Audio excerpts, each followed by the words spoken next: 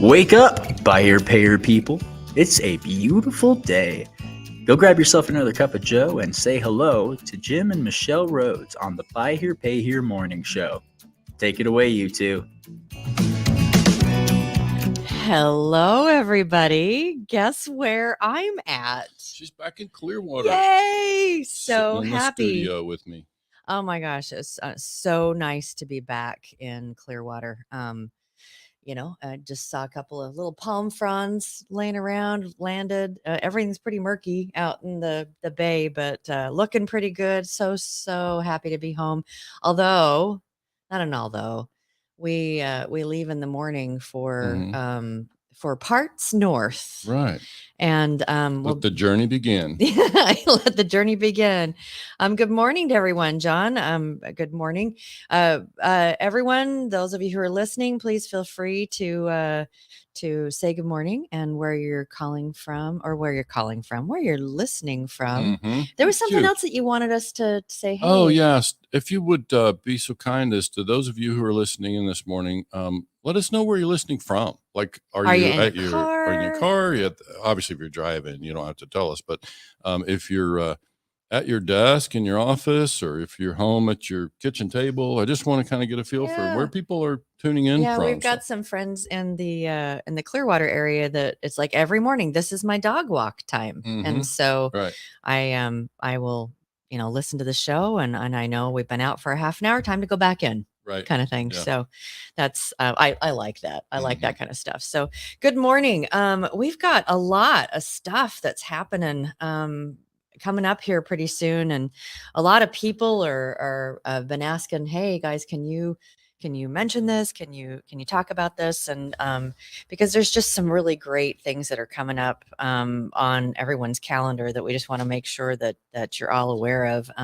First off, like I said, we're leaving tomorrow to head to Parts North. We have some client visits and some business colleague visits to make on our way up to the town hall in Quakertown, Pennsylvania. Good morning, Tommy. I saw that you said good morning there too.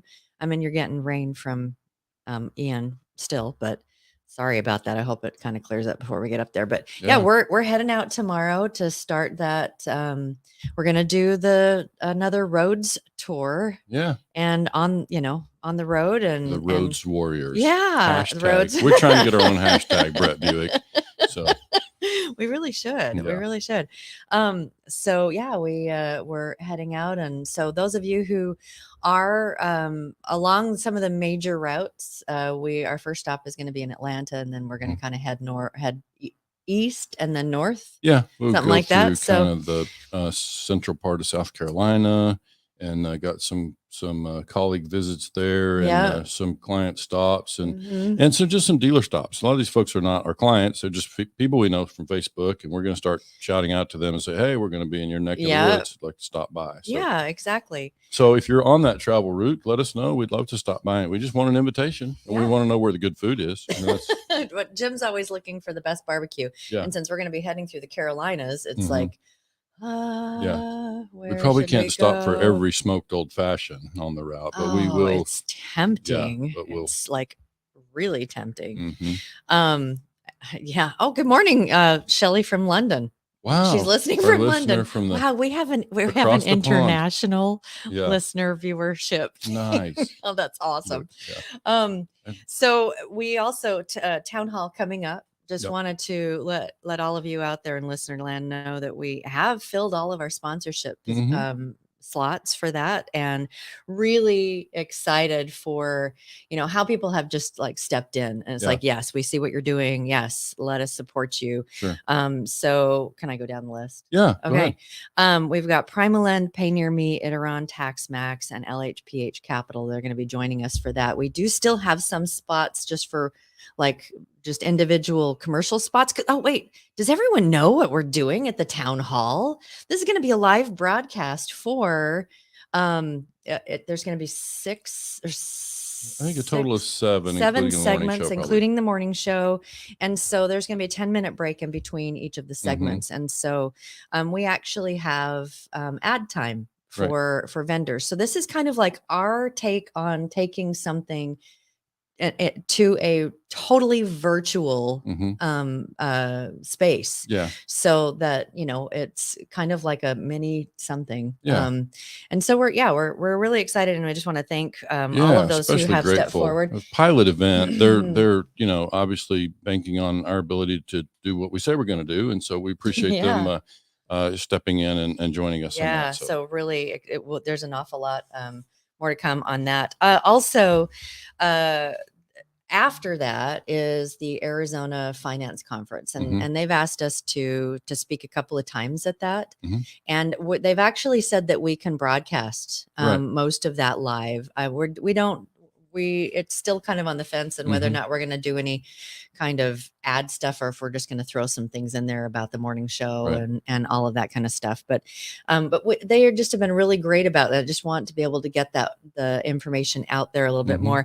And then that is on my calendar over here. It is the 18th, or no, yeah, it's the end. It's the 29th. I can never tell what it includes travel dates, but we always include the travel dates on our massive calendar on the wall. But it's the last weekend of October. And then the big one, the Super Forum, is coming up in November.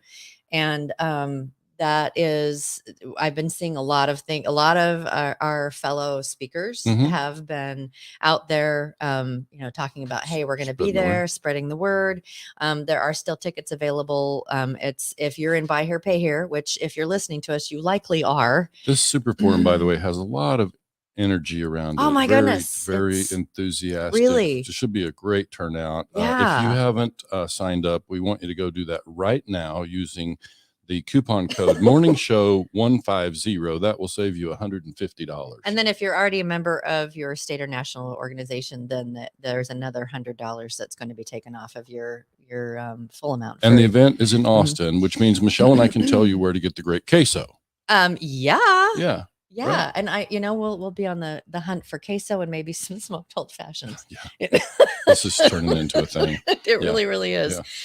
Another thing, we've been talking about, we had a colleague of ours ask us, we were having a conversation with them almost a year ago, and saying, we're looking at trying to figure out a way to scale coaching.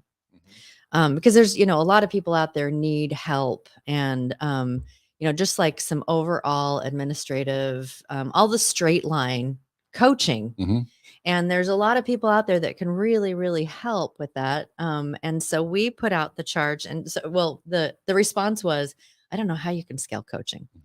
And so we came up with this idea of doing the mentorship, and we've put that out there for everybody. Those of you who have been listening, that if you're interested and you have a lot of experience and maybe even like some really strong suits within Buy Here, Pay Here, and want to be able to help mentor other dealers, please let us know. We've had a lot of mentors come forward already, but we figured that the more options that people have, the better. I mean, it's like, in almost anything. It's nice this to has have been options. fun for me to kind of exercise some things in my on my wish list, maybe. I played football and basketball in school, just, average athlete, but I did enjoy sports, and I enjoyed lots of parts of sports. And this is fun because this whole mentorship thing is like getting to exercise my football coach wannabe, like I always wanted to be a football coach. So this is like, I get to go build a team. I get to go recruit people and build a team of mentors. I'm going to bring you some of the best, and we're going to build a heck of a team of mentors and coaches. Yep. And we've got some really great names so far, people that would like to participate in that. So really, to us, it's like really, really exciting, because as we move forward with some of the things that we're working on, that, we keep talking about this straight line, squiggly line concept. And we've said there are a lot of really great people in the industry that understand, that can teach the straight line stuff. There are a lot of really great ones. And so we want to just be able to create something so that we can focus on the things that that are our passion projects, which are the squiggly lines, which is the ethics-based piece, which is the White Hat Way, which is and White it is Hat White Hat Wednesday. What? I might also say quickly on that mentorship thing. You guys have heard us talk about it. The platform is actually there. It's ready. We could sign people, create a profile, and start, doing free or paid mentorship right away. The one variable now is insurance. We're waiting to try to address insurance so we can create sort of blanket liability insurance for the protection of those mentors. So that's in motion, and as soon as we get that done, we should be able to start plugging mentors on the platform, and pretty soon mentees can find mentors. Yeah, I love it. It's really pretty exciting to me. I'm the newbie, but it's like, oh, this is so good. This is really exciting stuff. So today is White Hat Wednesday. White Hat, those of you who are not familiar with White Hat Way, it's the foundational ethics piece to everything that we do, whether it be on the morning show, the Tote the Note podcast, on the Buy Here Pay Here Institute, now in the Nation, what we're building there, and also Nation TV, and just the coaching pieces and all of that. It's really our foundational pieces to all of the things, and it's the squiggly line piece, and it's something we feel really strongly about. That teaching dealers and people in the teams and dealerships, and also encouraging vendors out there. It's like let's really be champions of our customer, of our communities, of our teams, of culture too, which is and so when you start talking about squiggly lines and kind of the kind of softer edges, if you will. So, you can say culture. What is culture? How do you define culture? How do I create culture? Well, before anybody was really using the word culture, we talked a lot more about team chemistry. And somebody who played sports, it's pretty easy to see, when team chemistry is present, when it's missing, and what's really drives that. And often that's around leadership. It starts at the top. We talk about football coaches or whatever, it starts at the top, creating some culture. And so don't get me started talking about football coaches and culture. Don't get me started. But that's something when you see how do you implement culture, it's really about leadership, which is kind of our subject for today. Are we as dealers out there walking our talk? Are we doing what we say we're going to do? Do we say one thing about how we feel about customers, and then our employees see us do something different? And you mentioned a while back, and it was pretty strong. It kind of hit me. It's like, and we're not saying that there's one that's bad and one that's not, or one that's good. I'm kind of like ambivalent to what is your business model? Do you want to connect and care and show that care for your customer, or don't you? Because it's okay if you want to run a business that's, it's all straight lines. It's like we have a product, we're going to do it, but our platform, our foundation it's bringing in that heart piece and bringing in that care piece. That through the care, through the heart, through the engagement with our customers and our communities and our teams is how we start to change this industry so that it has a better rap. Does that make sure. We want to make sure that there's a perception obviously in Buy Here Pay Here, and we know that dealers can be perceived negatively in this space. And so we definitely want to try to help in that regard. And I think from a business standpoint, it's one of those things that's easy to talk about and it's hard to prove. But I would say that this whole idea of implementing these culture things in your business and customer success and kind of all these things that we talked about in the White Hat Way, context is like my argument would be, and again, hard to prove mathematically, but that businesses who have this at the heart, at the core of their operation, they're more sustainable. They're more likely to be successful long term. When you take care of your customers tend to take care of you. And I think this is even more true. It's just been my observation in travels is that the dealers that are really connected to their community and really, bonded to their customers, they enjoy the longest success, and they weather the difficult times and buy here, pay here, because if you take care of your customers tend to take care of you and be loyal to you. Exactly. And so how do you prove that mathematically? I mean, we hope to one day have better data behind that. In the meantime, we all can look anecdotally and we can see what we can see across Facebook and 20 groups and wherever else we can see it. It's like when we can implement at the heart of our business these principles, then that's kind of what we talked about at our presentation at TIADA was if you build your business plan on these founding principles, then it becomes more sustainable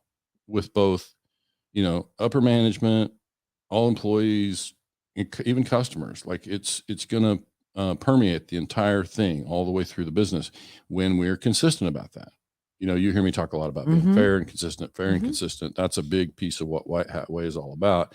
And if you think about what a white hat cowboy stands for, I think you'd say they're going to have integrity and they're going to be fair and they're going to be consistent. That's kind of what I envisioned. That's what motivated me to kind of name my own dealership, with a cowboy theme. And now the White Hat Way thing is that's what it's about. So, I had in mind today, and I don't know, we're probably running a little slow starting here, but I had in mind today to share a little more background. I've touched on this story in the past, and I've never really told the expanded version, and maybe I won't tell you exactly where it was, but years ago, let me just think about this. This would have been somewhere around 2013.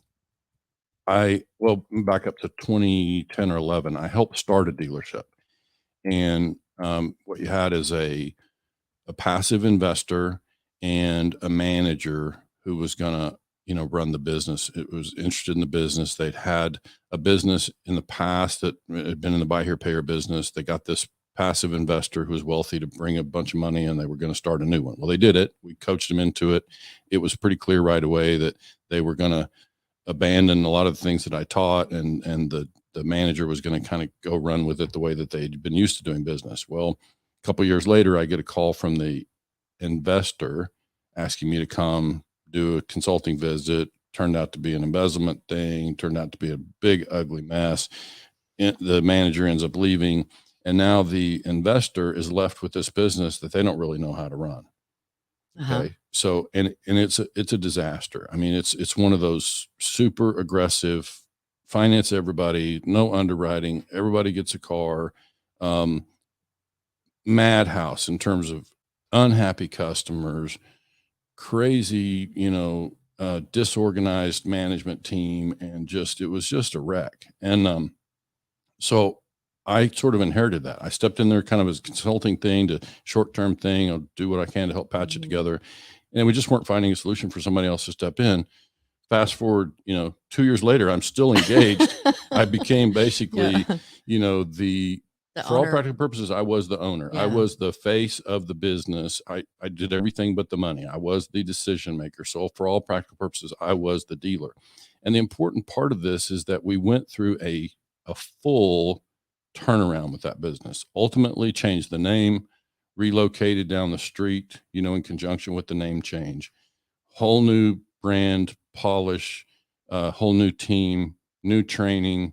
Obviously is founded in principles. And I think what we want to talk about in terms of the walk the talk piece of that is one of the things that I did. There are two things that come to mind that I did that I feel like were impactful. One, at the payment counter, and I think on our payment receipts too, my phone number was published.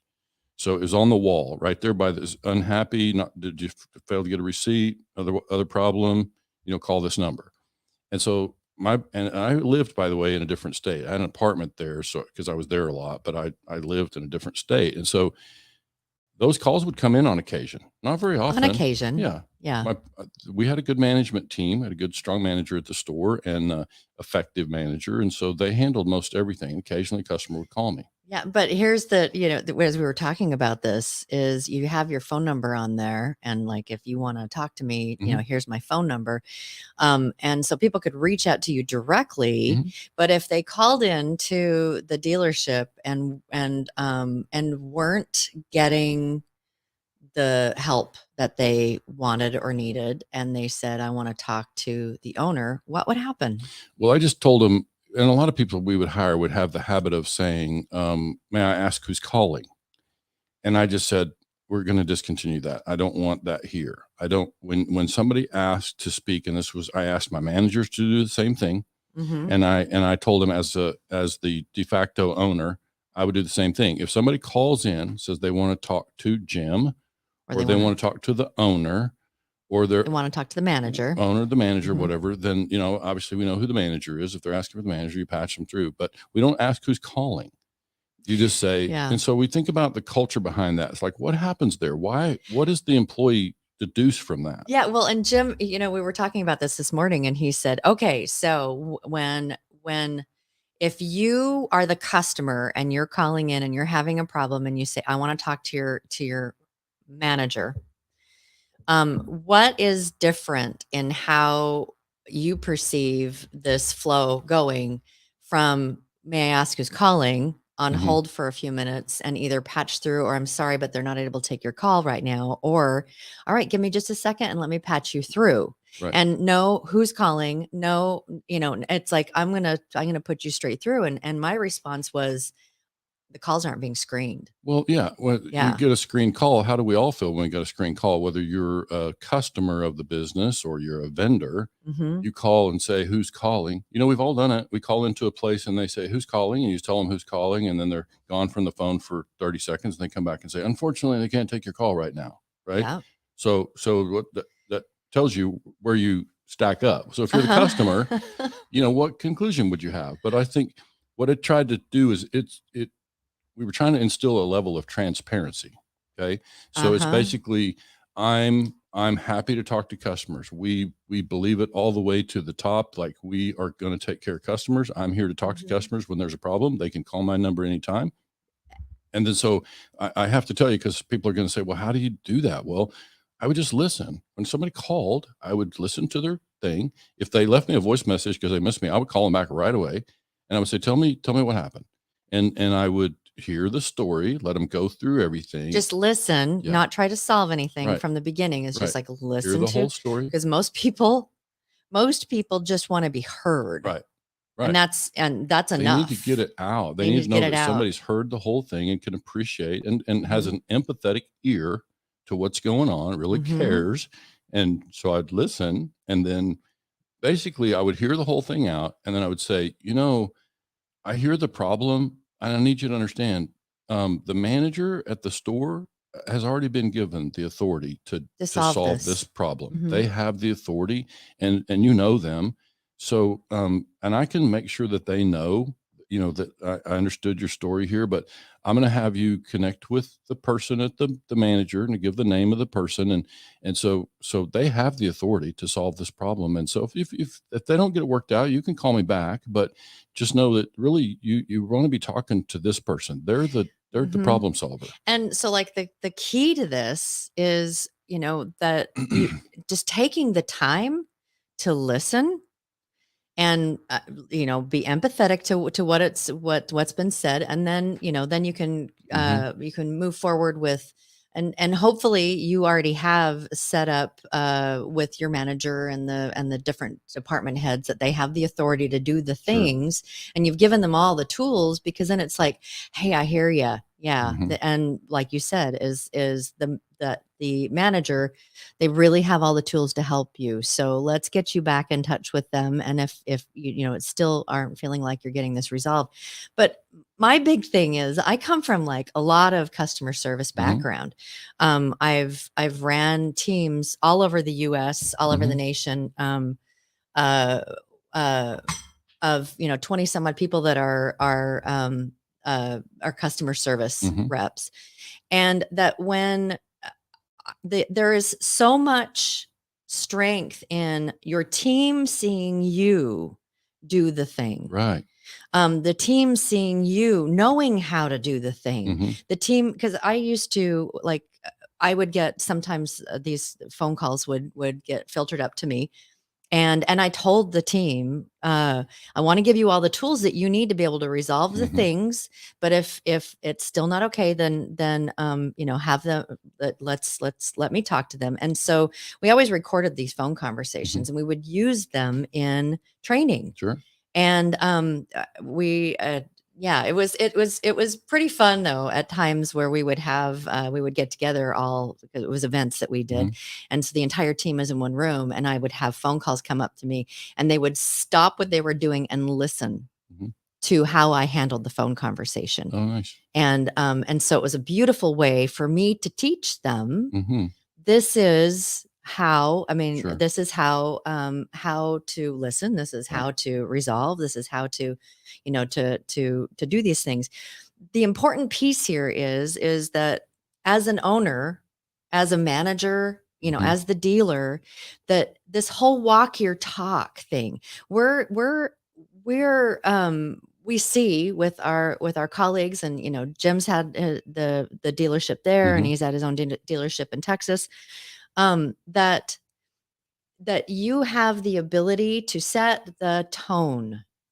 And if your team sees that you truly care and want to listen and be empathetic in listening to your customer, then they're more apt to be empathetic and listen to the customer. And it's it's like as a parent, it's like walk your talk. How does it feel to like don't smoke and you've got a cigarette hanging out of your mouth, or you shouldn't drink, or and you're like jugging down a beer or whatever it is, that if you are not in alignment with what you're trying to instill with your team, your team we really shouldn't expect them to buy in. And so, this kind of comes to, one of the things that some of the things that we've watched, we did Facebook follies, and the notion that I don't talk to customers, or the notion that am I the dealer, or am I just someone that works here? That if you currently have the way you're doing things, so it's like, I don't want to talk to anybody. Don't ever send anybody to me. I am just here in the back office. I don't want to talk to anybody. I don't want them to know that I'm the owner. I don't, that you're really setting an interesting precedent for your team. And so your team, if you're not willing to engage, then they're not going to be as willing to go the extra mile and engage with the customer either. And so it really is. It's super, coming from that customer service, it's walking your talk.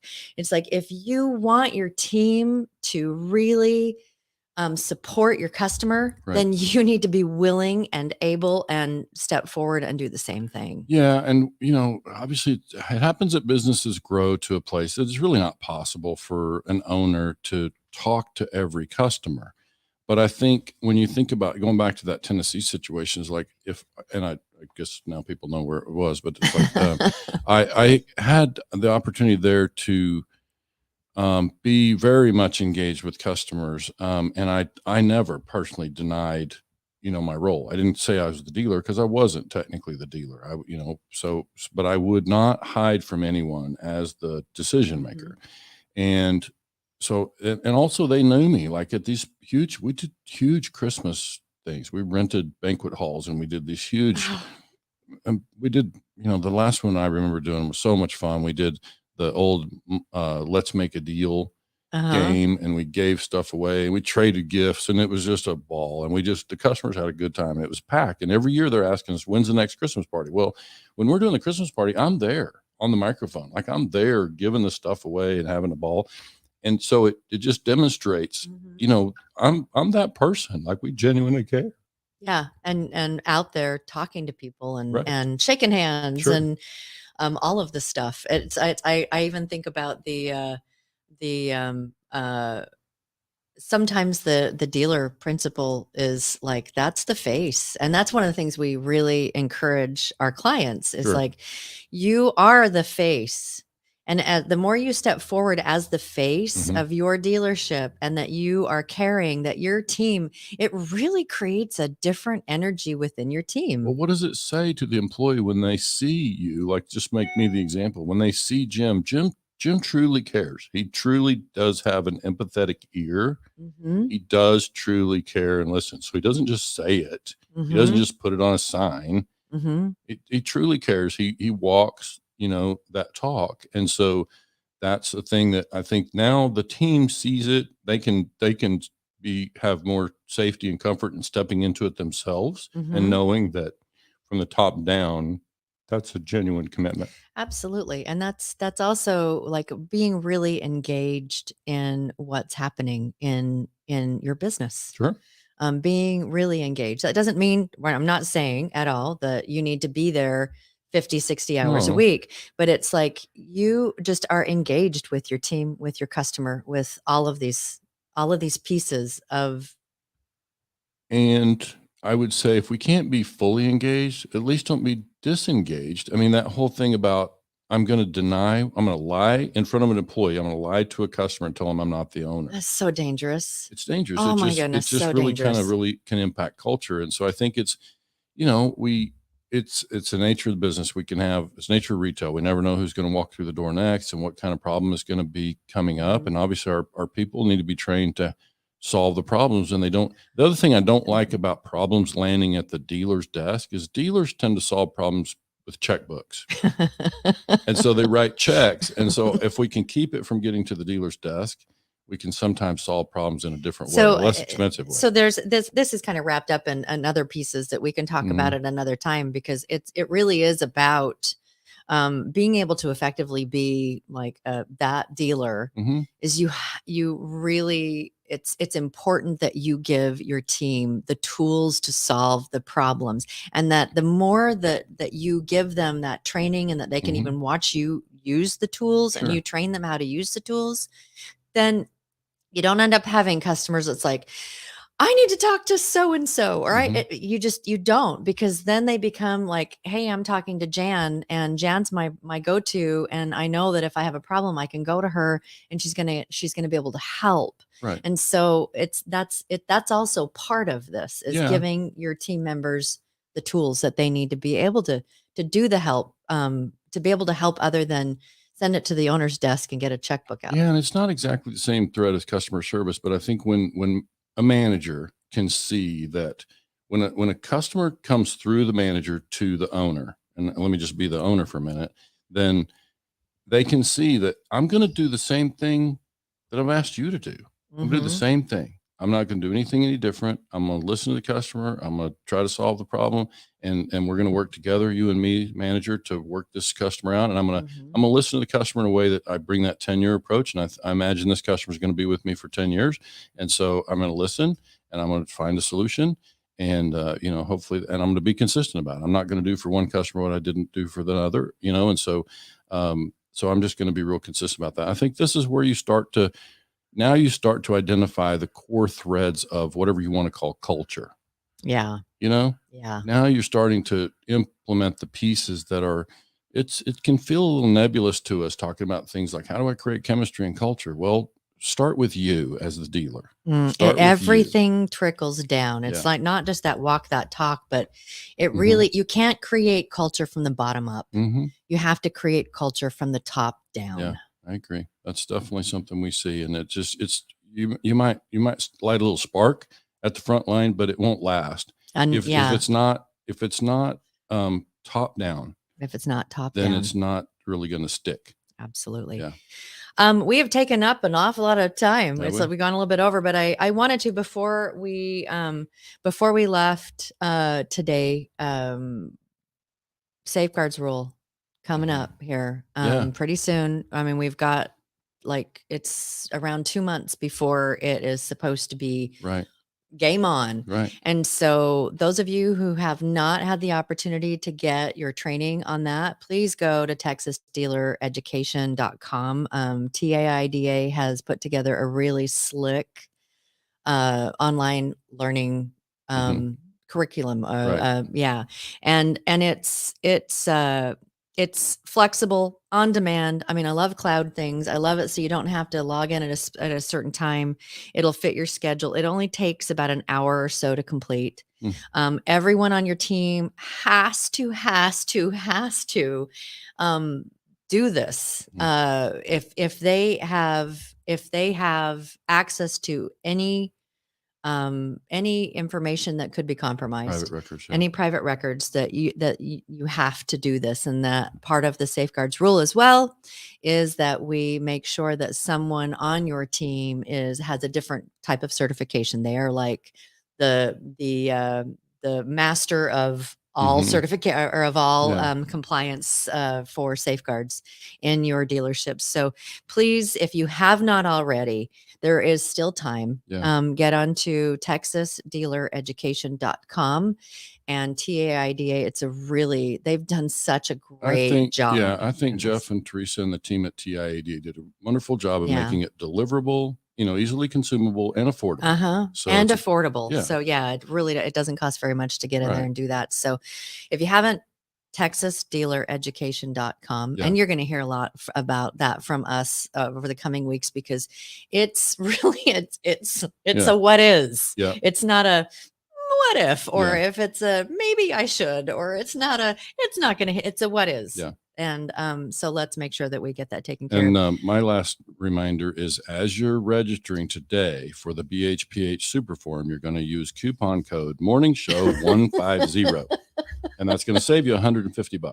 And then if you're already a member of your state or national organization, that you can get an extra bit off as well. So there's a lot of really great people, great lineup coming up for that too. So we're excited about it. All right, everyone, thanks so much for tuning in on White Hat Wednesday. We just really enjoy being able to connect with all of our all of the dealers out there, all of our friends and colleagues. Shout out to Jennifer Finlay was listening. Lots of George people over here. So thanks for tuning in, folks. We will see you all on Friday, and we'll be on the road. We'll be broadcasting from the Atlanta area, but we'll be together, which is the important thing. Stay tuned. Stay tuned. All right, we will chat with y'all later. Have a great rest of your day.